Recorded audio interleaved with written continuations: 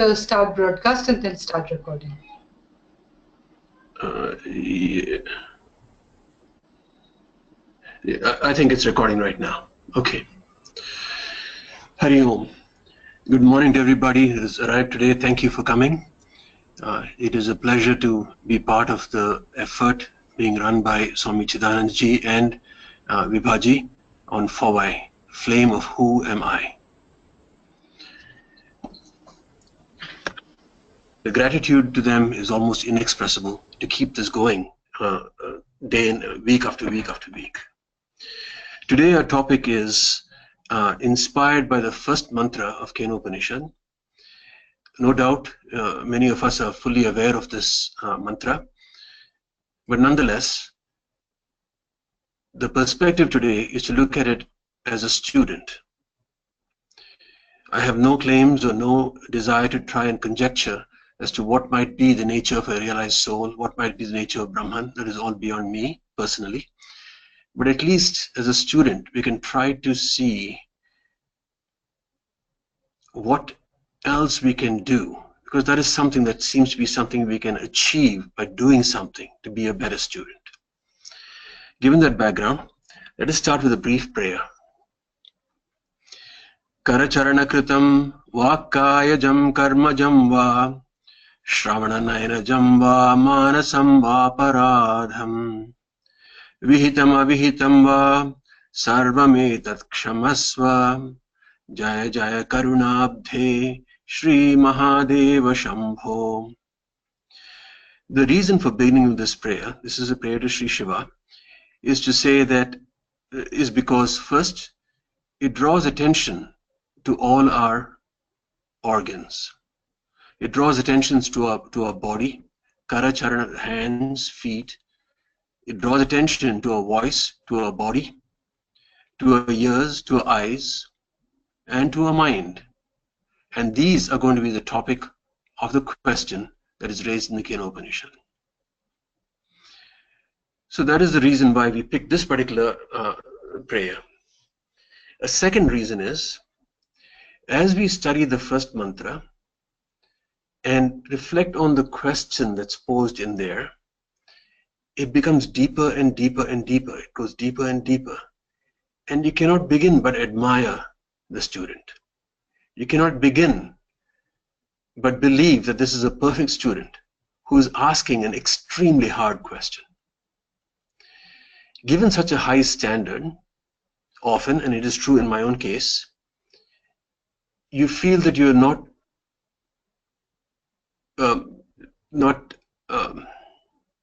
justified in studying the Upanishad. Do you have to be a student of that caliber before you study the Upanishad?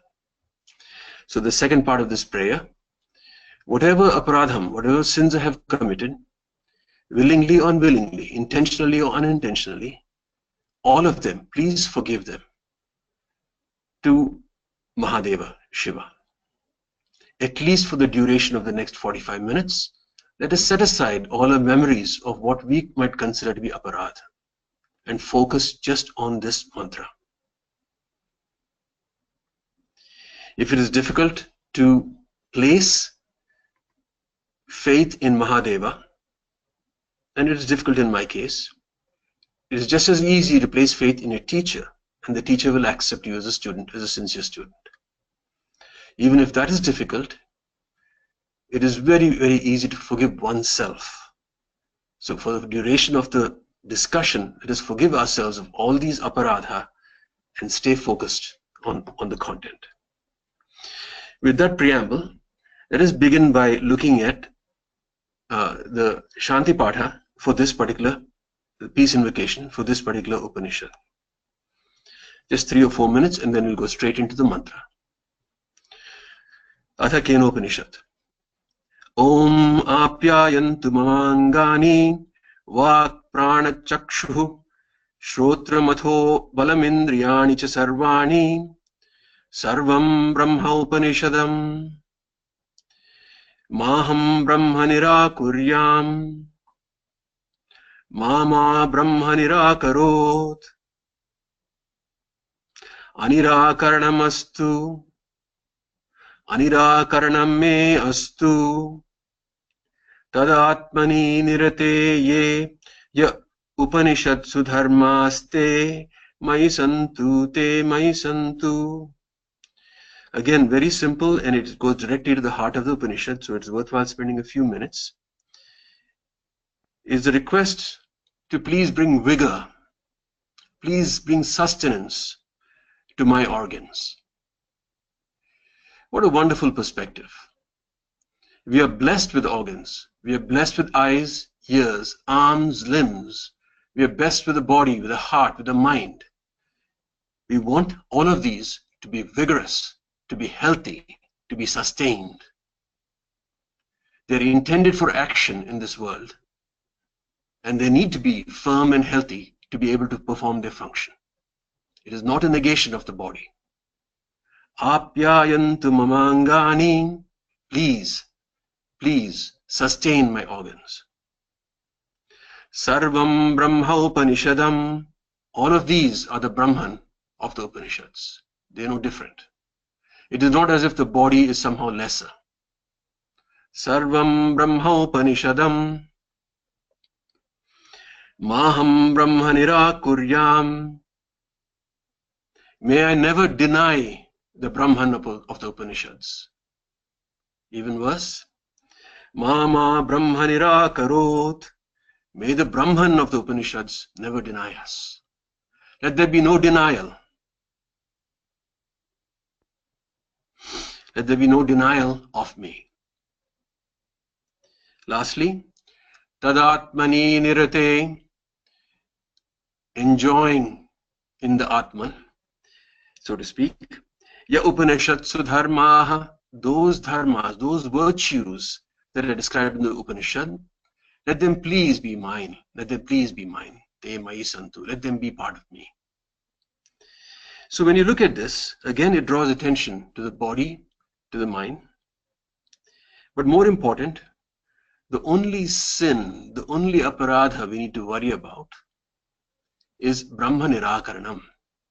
That is, denying the existence of Brahman. So if we use a human life profitably in the outside world, there's nothing wrong with it. But not to spend some portion of a human life in understanding Brahman is considered to be aparadha. You would like to have forgiveness of that sin, which is very common, at least for the duration of the next 45 minutes. Om Shanti Shanti Shanti. With that, let's jump straight into the Upanishad. As the title says, the purpose of this session is only to understand the question better. The Upanishad starts with a question and the teacher gives answers. Any issues with the nature of Brahman or the answers, we leave to Swami Chidananda Ji. But by studying the first shloka, first mantra, you will get an understanding as to what is a perfect student, as I mentioned before.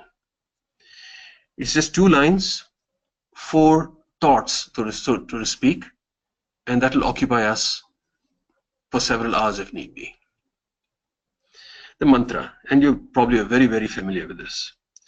Om Kene Shitam Patati Preshitam Manaha Kena Pranaha Prathamaha Praiti Yuktaha Kene Shitam Vachamimam Vadanti Chakshushrodram ka udevo yunakti. 2 lines, 4 thoughts, 4 half lines. And the first half line will take 90% of the discussion. Om Kene Shitam Patati Preshitam Manaha. That's all we need to focus on. There's no need for a PowerPoint. There's no need for sharing any text. Just 1 line.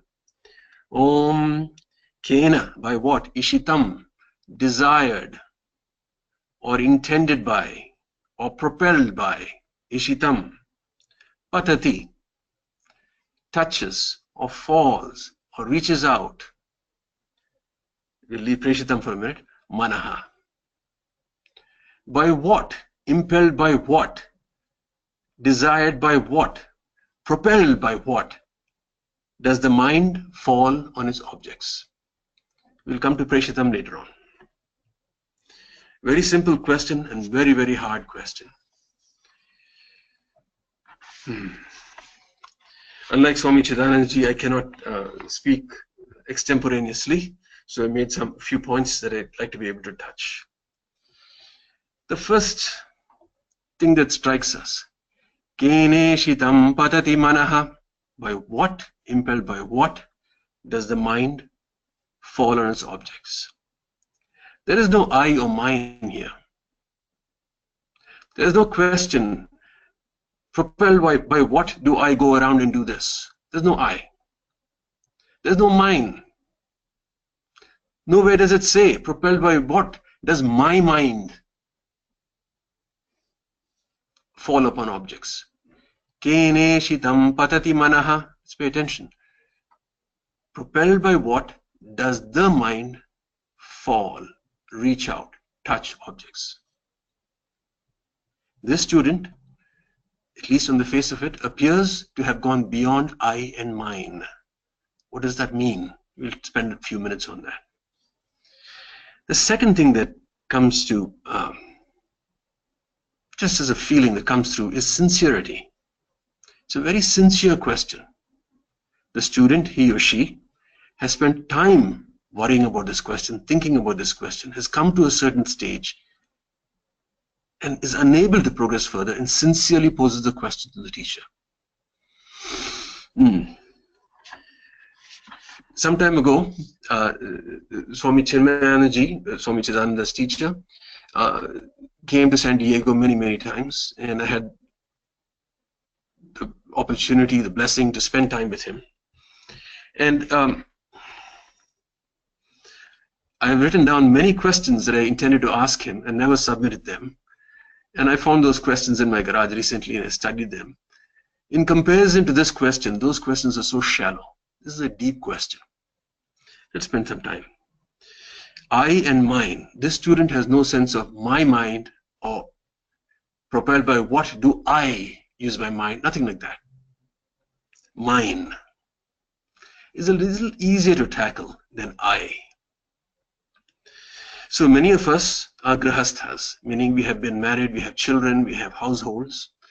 We progress through that, and perhaps later on, much later on in my case, and very early in the case of some of my friends, turn attention to these Vedantic studies. It is easy as a grahastha, simple example. You make tremendous efforts to earn a lot of money, and all the money before the next month comes, before the next paycheck is gone. To take care of the children, to take care of so many other societal obligations, they all depend on that paycheck flowing through to them. So in a sense, you feel like you're a vehicle, and none of this really belongs to you. So the sense of mine is relatively easy to understand. Or you might give, you might go to a temple, you can offer a prayer, you might offer dakshina. But what do we say when we do that? Tera tero arpan. This is yours, I'm giving it back to you. So it's easy to get over the sense of mine in terms of material objects. It is also easy to think of the body a little bit and say this is not mine. Bear with me. It's also difficult to bear with me. It is easy in a theoretical sense to visualize your body as a speck in the massive progression of the universe. From creation to expansion, I'm talking scientific terms right now, from the Big Bang to where we are right now, to billions of stars, who knows how many universes, billions of galaxies, who knows how many universes beyond the galaxies, we don't know. And it's easy to see yourself as a minor speck. It's your body coming from the earth and returning to the earth, dust to dust, as the Christians say. So in a theoretical sense, it's easy to even say the body is not mine, it's just a mere evolution. But in a practical sense, the sense of mine is very strong about the body. So yesterday I was going for a walk, it is summer here, I'm visiting the east coast of the US, And in the woods, the mosquitoes and bugs were so intense, you will not believe how intense they were. It felt like they were clawing out pieces of my flesh. At that time, my body reflexively was swatting them away, trying to preserve itself. And the mind was totally absorbed in these insects and what they were doing. That's a total identification. This body is mine. So it is easy to overcome, perhaps, ownership aspect of objects. Perhaps it's easy to overcome ownership in a theoretical sense about the body, but in practice it's not so difficult. And our student seems to have overcome it, just the way he has posed the question. Is it possible to go beyond such intense identification with the body? Yes, it is. So Swami Ramadas from Karnataka has written a book, In Search of God. I read it many years ago. I can still remember. He talked about an incident where a snake crawled across his foot, and his reaction was not fear and recoil. His reaction was, Sri Rama, you have come to visit me. That kind of greatness is what this student is at.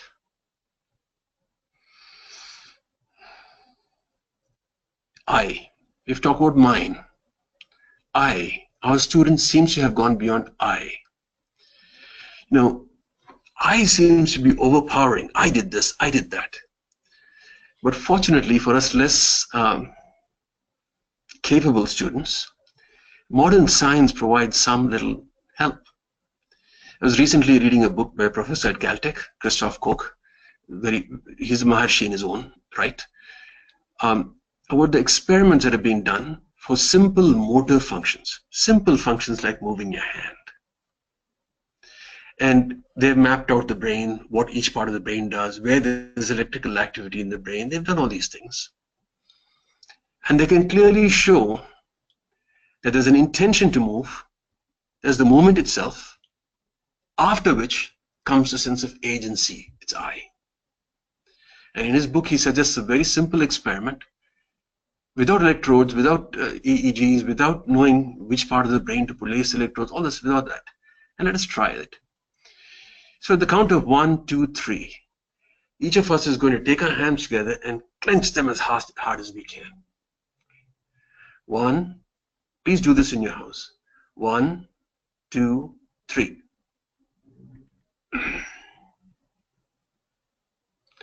Reflect on what you've done. At 3, you clenched your hands. There was no thought of I. The clenching was done. And then came the agency, I did it. Now this can be proven in terms of time lag, in terms of what's going on in the brain, many, many times, not just one experiment. This gives you a little crutch. So you go through life, whenever I feel strong, recognize the sense of agency of I is a construct of the mind that comes after the fact. I found it useful in diminishing the force of I. Let's come back to the perfect student. Keneshitam patati manaha.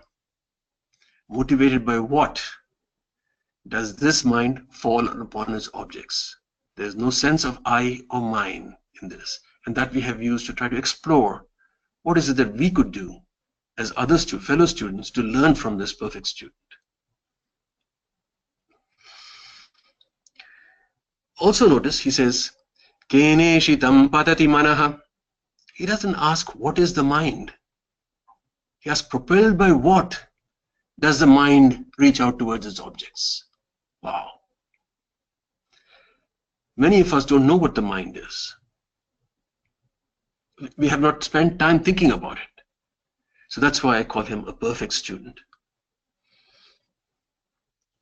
We understand we have a brain. That's physical matter inside the skull. We don't normally understand, but there is an intelligence in the rest of us, in our heart. But what is this mind? If you shut your eyes, it is some mysterious thing that sort of is floating above the physical matter of the brain.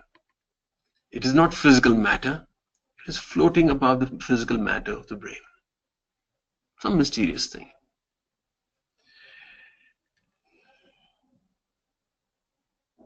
It is constantly going from thought to thought to thought. Even when you try to keep it quiet, it cannot help itself. It wants to go. But it's mysterious.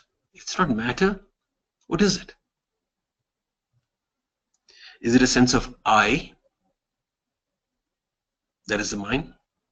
You just talked about it. I is a thought construct and sense of agency that comes after the act.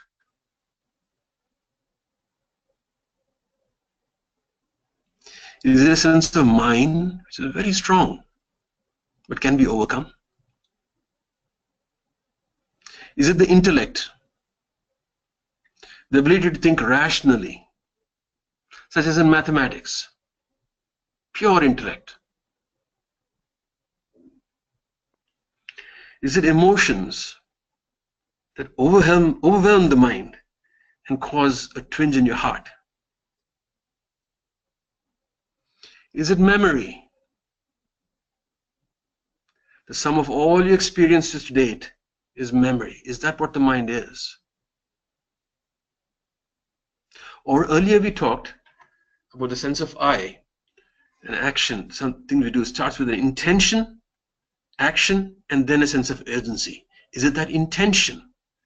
This is what I intend to do. Is that what it is? What is the mind? Our student has thought through each of these and set it aside. We will talk through some of these as we go to the later parts of the mantra. The relationship of the mind to the senses will help elucidate some of these things in terms of emotions, intellect, intention, memory. We'll elucidate that in a few minutes. But here all we need to recognize is Keneshitam patati manaha. Driven by what does the mind touch its objects?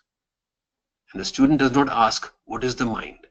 So it is our homework to try to discern what's the mind before we approach a teacher to ask this question. Now, one word that I have intentionally dropped in these repetitions is preshitam. Keneshitam patati preshitam manaha. Preshitam. So this student, at least Shankaracharya ji says so, has gone through the entire karma kanda, has done all the karmas, has purified himself, has seen the cause and effect. By doing the following rituals, I can get the following result. Rituals doesn't have to be something fancy. The work that you and I do is also rituals in a sense. By doing the following karma, I get this result. There's a cause and an effect, cause and effect, cause and effect. Okay?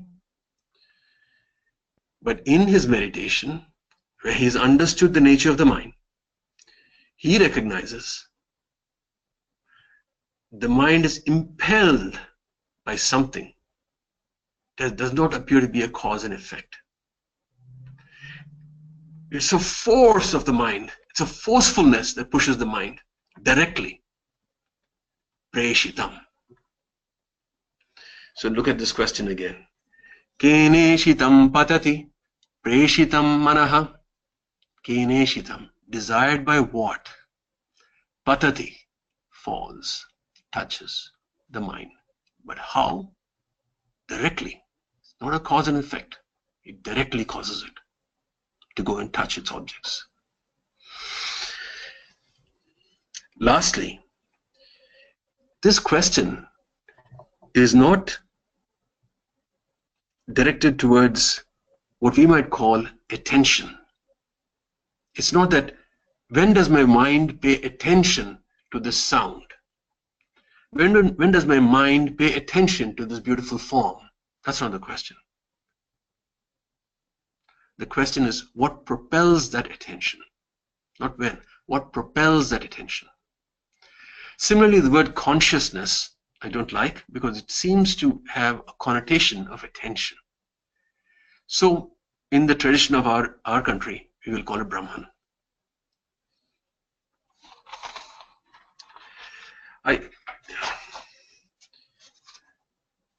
If I had my way, I would stop right now. There's not much else we can say. The student is perfect, the question is hard, and we have a lot of homework to reach that standard. But let us try to go through the first mantra. Kena pranaha prathamaha praiti yuktaha. The prana, the breath, the circulation, the digestion, the apana, all of these things in you. These things sustain the senses. To some extent, they sustain the mind. If you stop breathing, your mind will cease to function. You will cease to hear. You will cease to watch. So from that perspective, prana is preeminent. Kena pranaha prathamaha. Prana the first. Motivated by what? Impelled by what does it begin? What motivates a child, a baby, to take its first breath? Not an easy answer. But more, when he says Kena pranaha praiti, does he mean Kena? Is it the same thing that propels the breath as propelled the mind? He does not know. And this will come later on where he says Kaudeva Yunakti. That means I really don't know what are the gods that propel the breath. The heart is a seat of emotions. I don't know what science says in terms of EEGs, etc., but our understanding as an individual, the heart is a seat of emotions. The circulatory system has memory. If you develop antibodies to some particular germ, you remember it through your life. The system remembers through its life. Is it a different brain in the rest of your body that is disconnected from the brain in your head? It communicates with it very, very gently, and there is proof for that. Again, this is reflexes versus thinking and all these things. We cannot understand that level of science in this conversation. The third thought, this is very wonderful.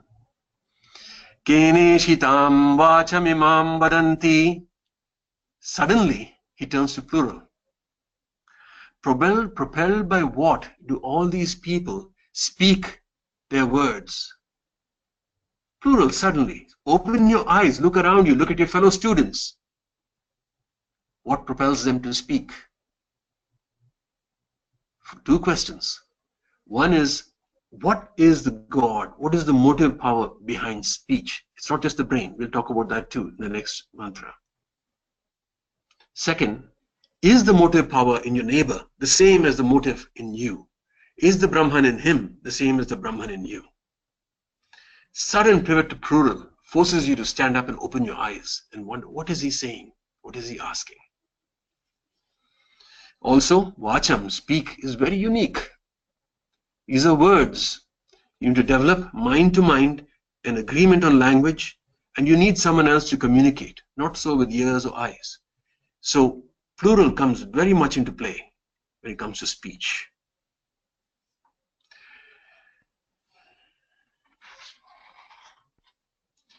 Speech is also the thoughts in your mind. They are formed with speech. And the I sense we talked about earlier, the sense of agency that comes after completing an act, is possibly a consequence of speech, words, nama rupa, and the mind. Lastly, I was hoping to finish in 30 minutes. We'll take 5 more minutes. Chakshuhu shrotram kaudevo yunakti. The eyes, the ears. Which God enlivens them? Which God propels them? Is it the same Brahman as the one that propels the mind, the breath? Is it something else? In one of his commentaries, Shankaracharya talks about how hearing itself is without beginning and end. I do not understand it. It will require reflection to understand it. But there is a concept there that hearing, seeing, these are not necessarily phenomena that are tied to the body, that they have their own existence without beginning or end. We have to think about it. We can't just dismiss it. Pooh. We have to think about it.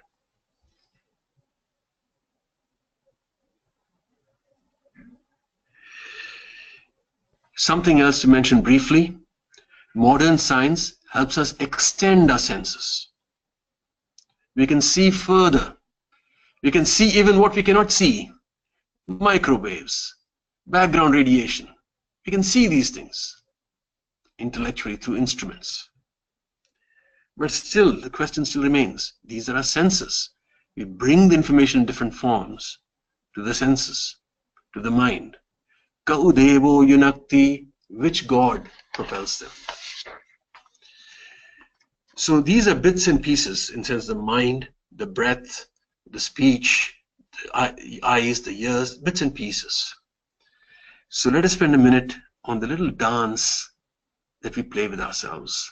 The mind, for example, can pay total attention to the ear in some instances when you're really absorbed in some music. The mind can pay total attention to itself when you're enwrapped in some mathematical puzzle. Or the mind can pay total attention to the body, as I was yesterday with the insects biting me. This is almost like a small ecosystem between the mind and that sense. So create a small closed world in itself. To me, this is a clear example of prayas versus shreyas. It is delightful when you create a small world, but not necessarily the truth. A lower reality versus a higher reality. Lastly, in all our attempts at meditation, my attempts at meditation, not very successful, the most I have been able to achieve is where we quieten the senses, the mind is floating ready to pounce for a moment of silence before it goes to the next thought.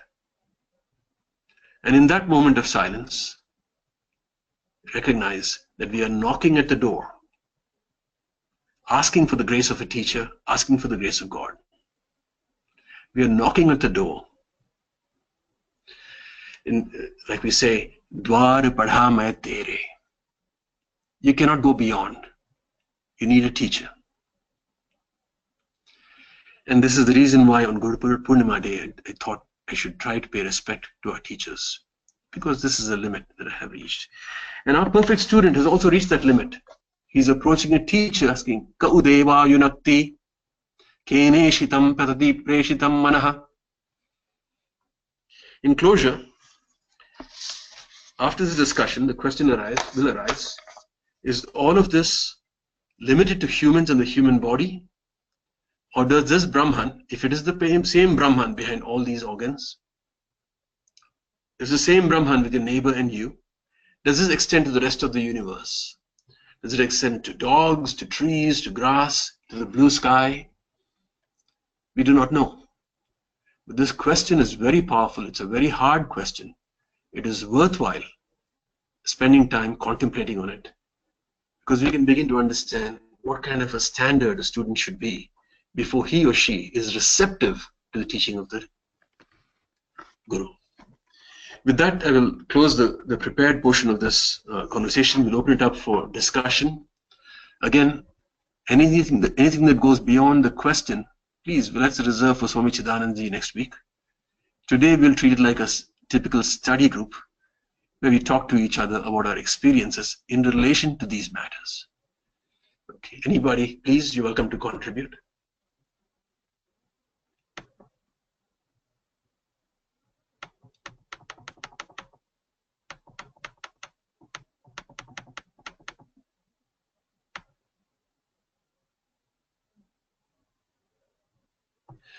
Okay, I see there's no, it may have spoken too much, too quickly. It's all right. Everyone has the limitations.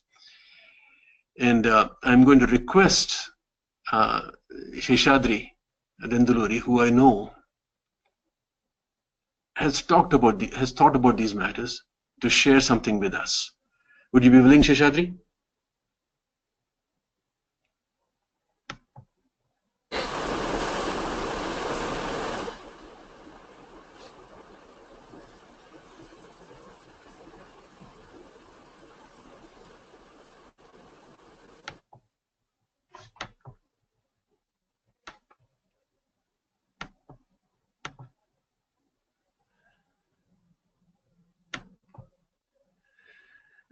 Rishabh, I think you're self-muted.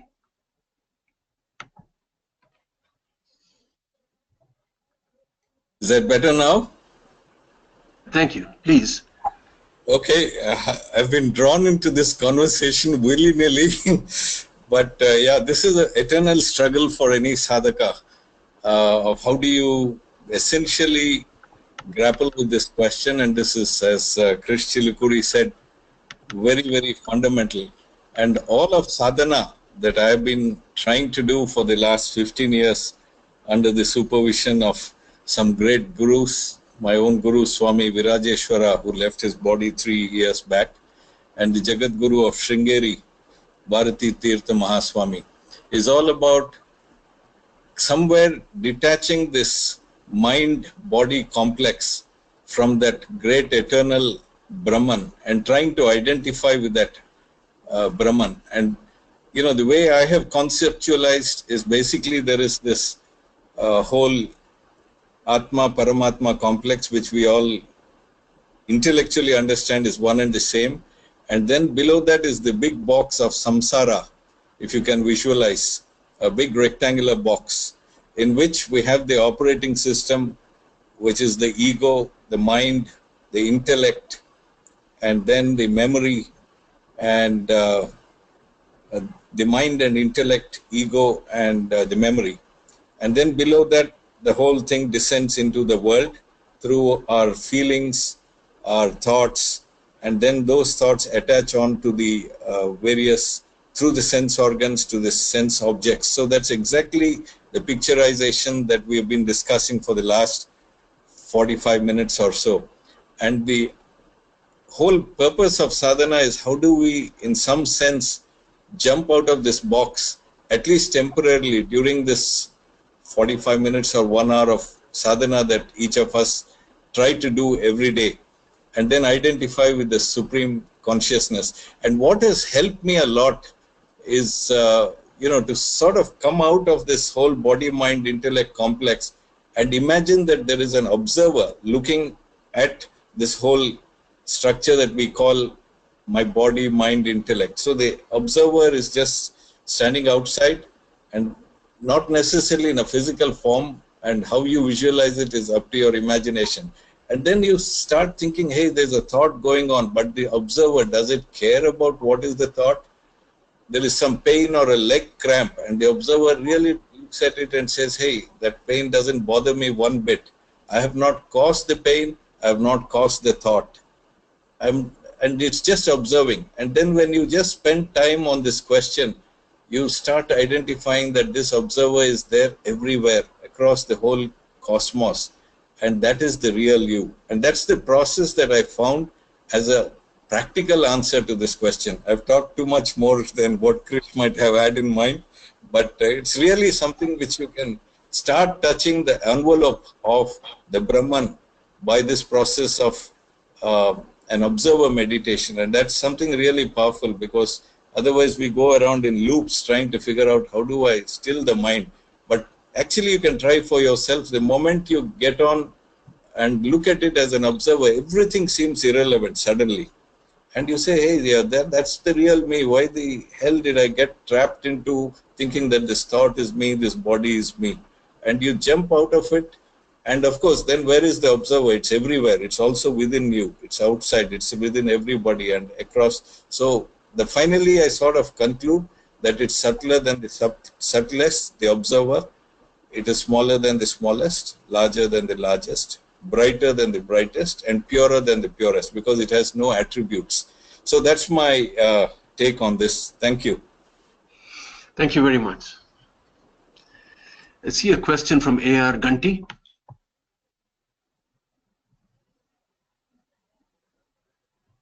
I'm sorry. In Gayatri Mantra, what is the meaning of Prachodayat? Again, Mr. Gunty, I don't want to overstep the topic, because I'm a student like everyone else, and I have prepared for this particular topic. I have not prepared for other questions that go beyond this particular topic. Absolutely, please save it for Swami Chidananji. He's our teacher, and he will respond. Unless someone else would like. Oh, and Vibhaji, Maybe you can answer. You can answer for us as a proxy for Swami Chidanandaji. The question is, in Gayatri Mantra, what is the meaning of Prachodayat? I also think let Swamiji only answer for him. It's a good thing. We'll leave it at that. My apologies for that.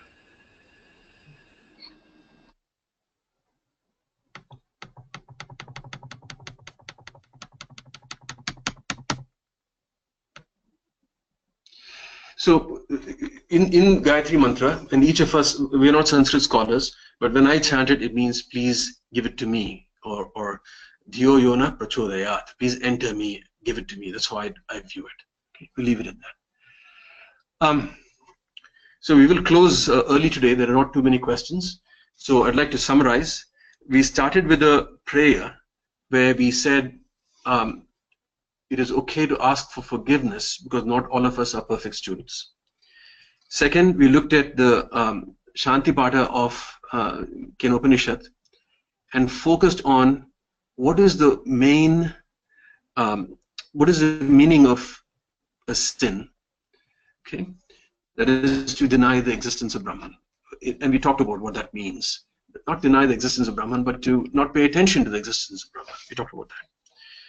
Then we went into the mantra, which is just 2 lines, 4 thoughts. We spent a lot of time on what is the mind, because our student seems to know already what the mind is. So we have to learn what the mind is. So try to think through that. What is I? What is mine? What propels these? Then we went to the next half mantra, half line. What is the breath? What propels the breath? Is it the same as what propels the mind? I will not repeat everything again. Then the third half sentence was what propels the voice, and recognize suddenly it is turned into a plural question where he's bringing in others and asking, is it the same Brahman in the others? And recognizing the unique nature of Vacham, which requires plurality. Then the last part was Chakshuhu Shrotram Kau Devo Yunakti. What drives the eyes, the ears, and an inkling of what Shankara thinks about it, which I do not fully understand. And a discussion on the play between mind and senses, how you can create a small closed system that brings great pleasure, but a recognition that in that process, you're not listening to the substrate. You're not asking, you're not asking that question. Lastly, the question that comes from this question is this Brahman the one and the same as the Brahman in a dog, in trees, in the universe, in the stars, in the grass, in the sunshine, in the clouds that we see all around us, for which we have been blessed with bodies so we can interact with it. Hari Om. Thank you very much. Thank you very much. It was really, really very, very inspiring explanation on this question. And to grapple with this question is really our homework. Thank you so much. Thank you so much. We'll meet again.